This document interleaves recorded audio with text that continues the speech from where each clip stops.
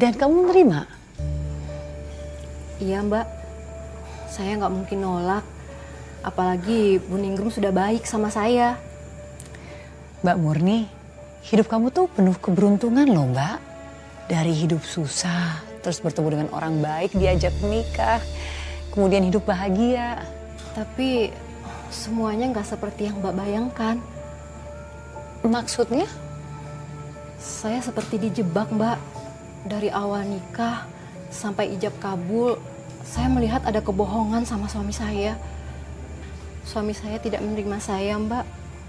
Saya tahu pas malam pertama setelah acara resepsi pernikahan saya. Kenapa Mbak? Apa yang terjadi? Suami saya tidak mau menyentuh saya Mbak. Bahkan dia mencampakkan saya dari kamar.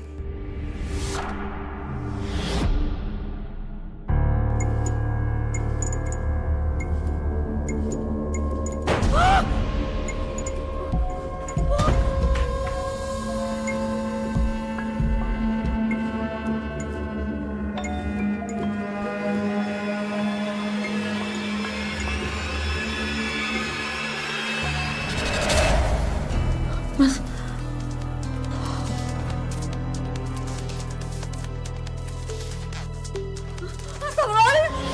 Begini caramu Astagfirullahaladzim Mas. Kenapa kamu tega memperlakukan aku seperti ini Mas? Kamu jangan berpikir aku menginginkan pernikahan ini ya.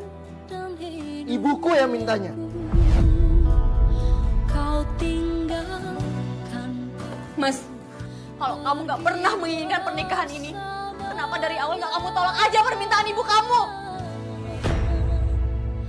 Aku menangis. Kamu nggak perlu tahu soal itu. Dan satu lagi, aku nggak akan pernah tidur di sini. Ngerti kamu? Semua yang pernah terjadi. Coba Mbak bayangin jadi saya. Saya diperlakukan seperti sampah dan dicampakkan begitu aja di hari malam pertama saya Mbak. Makanya saya kaget Mbak. Bisa berbalik seperti itu cerita kamu.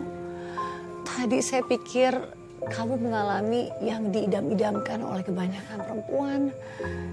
Bertemu dengan keluarga kaya, menikah, bahagia. Tapi kamu malah mengalami KDRT.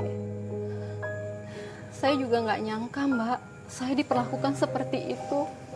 Di malam pertama saya, sebagai seorang istri Mbak.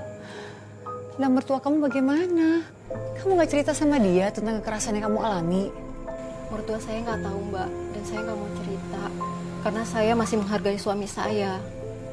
Tapi sepertinya mertua saya tahu sendiri Mbak.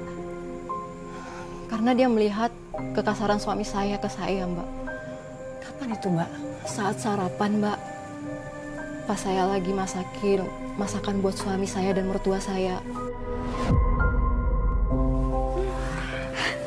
Apa ini, Bu? Ya, sarapannya Bu. Tuan ya. Cukup. Makasih. Sama-sama Ibu. Nih Mas.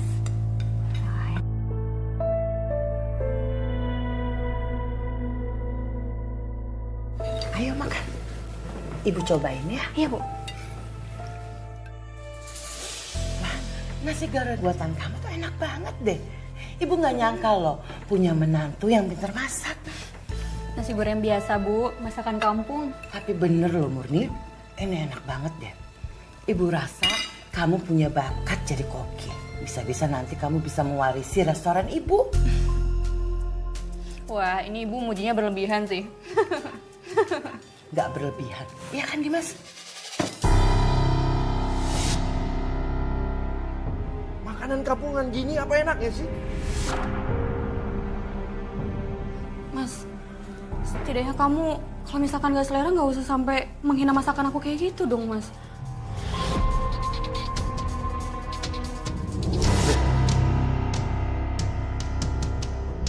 Kamu udah berani nasihatin aku.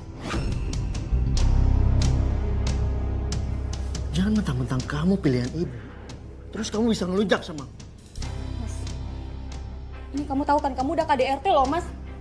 Kalau sampai kamu terus-terusan kayak gini, aku bisa laporin kamu loh. Dimas, kamu itu jangan keterlaluan sama Murni. Dia itu istri kamu bilang ibu. Kamu hargai dia dong. Tapi dia ini pilihan ibu, bukan keinginan aku, Bu. Ibu yang maksa aku buat nikah sama dia.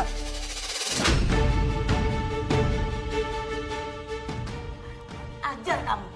Kamu itu masih minta duit sama ibu. Kamu udah berani berbicara seperti itu ke ibu.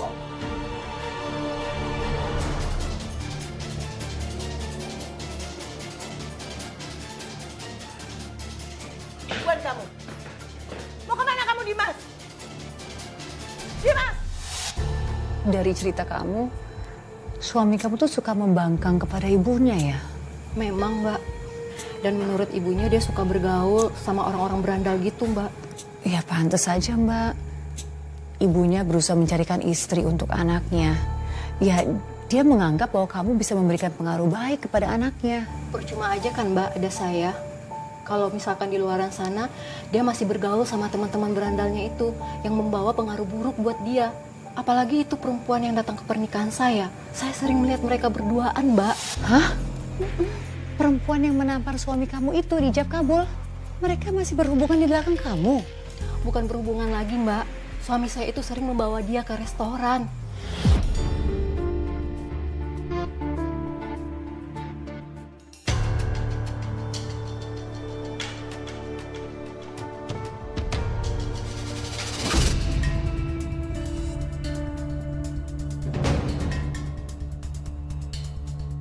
Buat siapa? Buat Pak Dimas, Bu.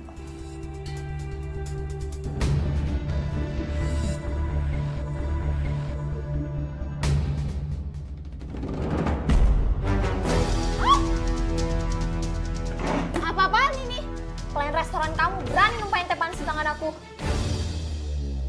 Pecat aja dia. Salah kamu, Mbak. Nih, lihat ya, muka saya baik-baik.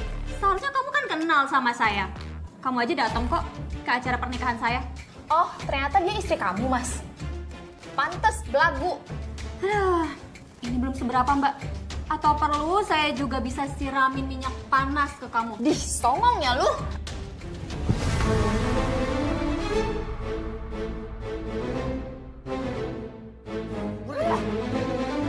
Kelewatan kamu ya. Pacar kamu tuh yang pegang gelasnya. Ya kamu salahin dia lah. Awas aja kamu. Aku bakalan balas kamu. Ya. Mbak, sangat menarik bagaimana cara kamu memperlakukan mereka berdua saat itu. Tapi saya masih heran loh Mbak, kenapa suami kamu tuh mau dipaksa atau diminta untuk menikah dengan kamu kalau dia belum siap melepaskan pacarnya? Suami saya kan masih minta uang bulanan dari ibunya. Karena suami saya kan nggak kerja, Mbak.